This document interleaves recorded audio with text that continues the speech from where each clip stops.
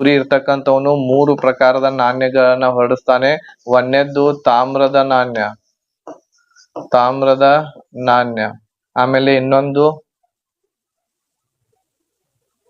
ತಾಮ್ರದ ನಾಣ್ಯ, ಆಮೇಲೆ ನೆಕ್ಸ್ಟ್ ಬೆಳ್ಳಿ ನಾಣ್ಯ, ಆಮೇಲೆ ಇನ್ನೊಂದು ಚಿನ್ನದ ನಾಣ್ಯ. ಈ 3ಗಳನ್ನ ಏನ್ ಮಾಡ್ತಾನೆ ಇವನು, ಯಾರು ಹೊರಡಿಸ್ತಾರೆ ಇದನ್ನ, ಶೇರ್ ಶಾ ಸೂರಿ ಹೊರಡಿಸಿರ್ತಕ್ಕಂತಹ ಈ 3 ನಾಣ್ಯಗಳು. ಈ 3 ನಾಣ್ಯಗಳಿಗೆ ಒಂದೊಂದು ಹೆಸರುಗಳನ್ನ ಕೊಟ್ಟಿರ್ತಾನ ಅವನು. ಸೊ ಈ ಒಂದು ತಾಮ್ರದ ನಾಣ್ಯ ಏನಿತ್ತು, ಈ ತಾಮ್ರದ ನಾಣ್ಯಕ್ಕೆ ಅವನು ದಾಮ್ ಅಂತ ಹೆಸರು ಕೊಟ್ಟಿದ್ದ. ಏನ್ ಹೇಳ್ರಿ, ದಾಮ್. ಆಮೇಲೆ ಬೆಳ್ಳಿ ನಾಣ್ಯಕ್ಕೆ ಏನಂತ ಹೆಸರು ಕೊಟ್ಟಿದ್ದ, ರೂಪಾಯಿ. ಈಗ ನಾವು ಚಲಾವಣೆ ಮಾಡುವಂತದ್ದು ರೂಪಾಯಿ.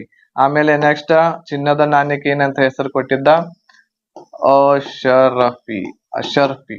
ಓಕೆ, ಸೊ ಈ 3 ಹೆಸರುಗಳನ್ನ ಶೇರ್ ಶಾ ಸೂರಿ ಇರ್ತಕ್ಕಂಥವನು ಕೊಟ್ಟಿದ್ದ.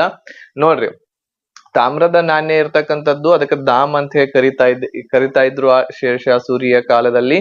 ದಾಮ್ ಇದು ಇರುವಂತದ್ದು ಅತಿ ಬಡವರಿಗೆ ಈ ಒಂದು ನಾಣ್ಯವನ್ನ ಚಲಾವಣೆಗೆ ತಂದಿದ್ದ.